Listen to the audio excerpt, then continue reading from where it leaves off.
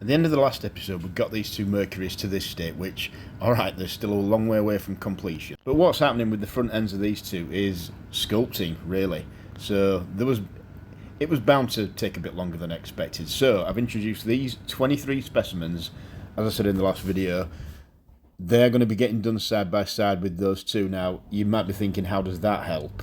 Well, it does, because it means I won't be rushing the Mercuries and finishing them off just for the sake of getting them finished so I can move on to the next thing. There's a danger that they can end up not being as good as they could be, whereas if we already move on to the next thing and we just make them part of it, then everything will get the time and attention it deserves. And if some of these other 23 end up leapfrogging, well, if all of them end up leapfrogging over the Mercuries and getting done before them, well, so be it. That everything will still end up getting done the way it should be in the end. So the reason I chose that number was because this storage box has that many compartments. So they're all, well, they're not all in there. Some of them are out of there at the moment, still in the stripper. And some I've already made a start and made some progress with. So the Corgi 911, that's getting wider wheels. And probably make use of the fact that this is like an early 911 casting. All the details are there to bring out. So that's what I'll probably do with that. And then the AMX Javelin, this might be nearing completion because I might be going for that kind of chrome look with it. Same again with the RS200. I'm not sure. Might end up putting a colour on that. This is pleasing me in this kind of stainless steel look at the moment, but again there'll probably be a colour. I'm experimenting with some stripes on this and you keeping the original paint and sort of etching stripes into it, I don't know. Anyway, this is the one that we're going to focus on today, but we'll be coming to that later. First we're going to catch up with one of the Mercuries. We'll always start with one of the Mercuries, I think, because we do need to keep these moving on because they will be very, very worthwhile at the end of it all. Seems like a lot of hard work recreating that sort of feature that runs down the centre of the front, but and I know it's there anyway on the normal casting of this, but what we'll have at the end of this is something that's unique. Well, two of the same thing that are unique, making neither of them unique because there'll be two of them. But anyway, there aren't any more of these. There aren't any others of these out there. The Mercury Cougar Dragster from Matchbox, but with the front that's like the normal non-dragster version. There aren't any of them, and there will be two by the time we finish this, so it's a really, really worthwhile project. So last time I'd identified that the best way to do it was to build up, get the sides of the feature, really not worry about the feature at all, as long as we just kept it marked out where it needs to be, and just get the sides of them built up absolutely perfectly. So I'd initially, what I'd done last time, I've sanded that down, but I'd gone, because I keep carving out that sort of pattern of the V-shape with the file, I've gone a little bit deep on one side, and I was thinking that might cause a little bit of a problem because what's going on now, the modelling clay has been sanded back and it's actually the putty that's going on now. So if we can get this smooth, once this putty's gone off and hardened, and if we can get that completely smooth, then that's it. That we can concentrate on the sort of central feature for this one. And I did think it might have scuppered it a little bit by going a little bit too deep and leaving the putty a little bit too much to fill, but you forget putty's not just there to go across a surface pointlessly, it is there to fill imperfections and little divots and things like that, so it actually fills it quite nicely, as you can see here, and the other side as well. So it's actually not looking too bad.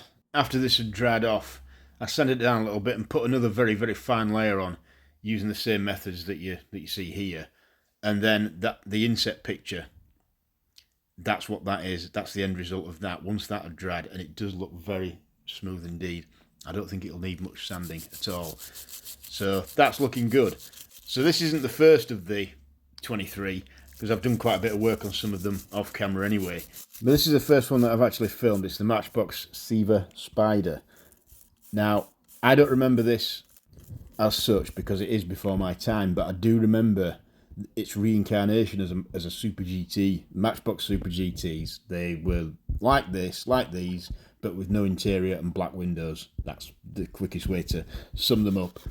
They were a cheap alternative to, like, instead of going in and paying, say, £1 for one proper Matchbox car that had proper windows and an interior and things like that, you might pay just over £1 and get 3 of these Super GTs, but they're all old castings that have been brought back from the dead, and the Seaver Spyder was one of them. I ended up with about 3 or 4 of these things, but only as Super GTs, and it's only recently that I've even discovered what the original one was like. Having seen the original casting of it with its metal base and its interior, I was finally 100% convinced that this was based on a real car.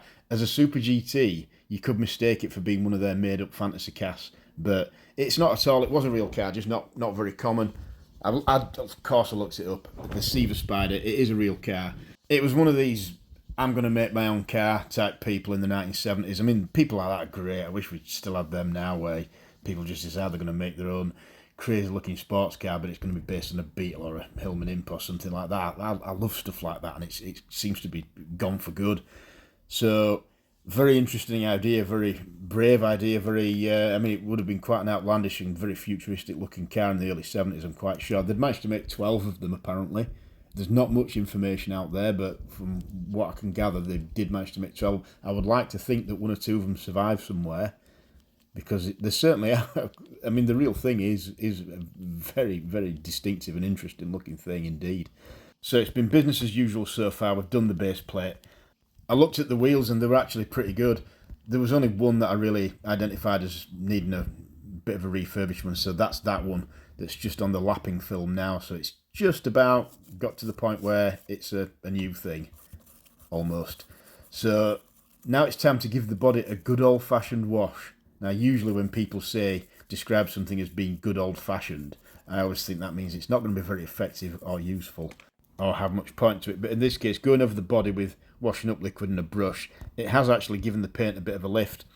There are some flea bites to this paint. There are nearly all the raised edges have lost a bit of paint, and one or two other areas as well. But it's not as bad as that pacer the other week, where I sort of saved the paintwork on that and made that into a good sort of 20 yard car. You know, it looks all right from 20 yards away. You get too close, yeah, you can see. No, that's a bit unfair. It's probably a good 5 yard car is the pacer. Now, this isn't as bad as that was. The paint loss is nowhere near as bad.